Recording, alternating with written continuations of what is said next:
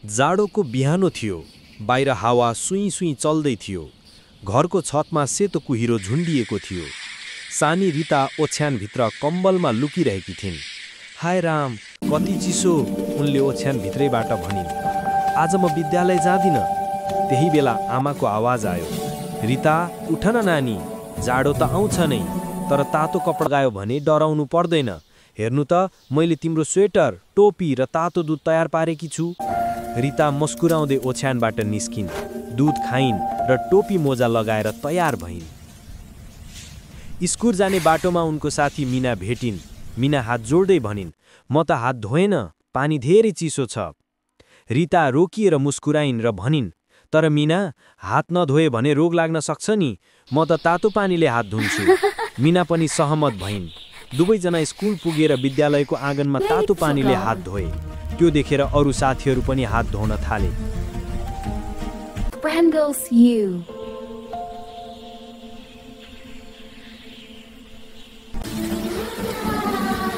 जाडोमा पनि सरसफाइ राख्नु अत्यन्त जरुरी हुन्छ। तातो पानी र साबुनले हात धुनु स्वास्थ्यको राम्रो बानी हो।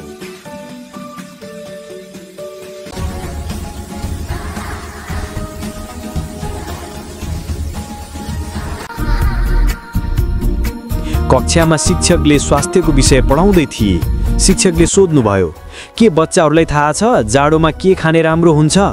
रिता तुरुन्तै हात उठाएर भनिन्, तातो दुध, सुप, अन्डा र सागसब्जी खानु राम्रो हुन्छ सर। शिक्षक हाँस्दै भने, ठिक भन्यौ रिता, पौष्टिक खाना खाँदा शरीर बलियो रहन्छ र चिसोले डराउँदैन। कक्षाभरि सबै बालबालिकाले ताली बजाए। साँझपख घरमा आगोको दाउरा पोलिएको थियो। रिता आगो छेउमा बसेकी थिइन्। आमा ब्ल्याङ्केट ओढाउँदै भन्नुभयो, रिता, याद राख है, भिजेका लुगा कहिले लगाउने होइन। चिसो शरीरमा पस्यो भने रुगा खोकी हुन्छ।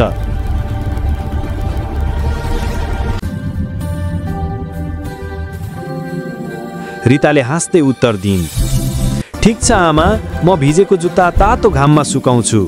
त्यसपछि उनले ब्ल्याङ्केटभित्र बसेर किताब पढिन्।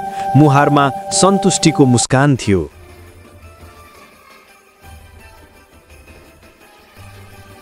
अर्को बिहान रिता, आमा र उनका साथीहरू न्यानो घाममा खेलिरहेका थिए। सबैको मुहारमा खुसी झल्किएको थियो। रिताले उत्साहित हुँदै भनिन्, जाडो रमाइलो हुन्छ यदि हामीले आफैलाई हेरचाह गर्न जान्यौँ भने।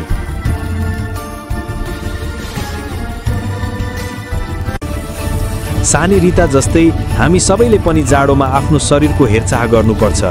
तातो कपडा लगाऊ, पौष्टिक खाना खाऊ, सफा रहौँ, स्वस्थ रहौँ र रमाइलो गरौँ।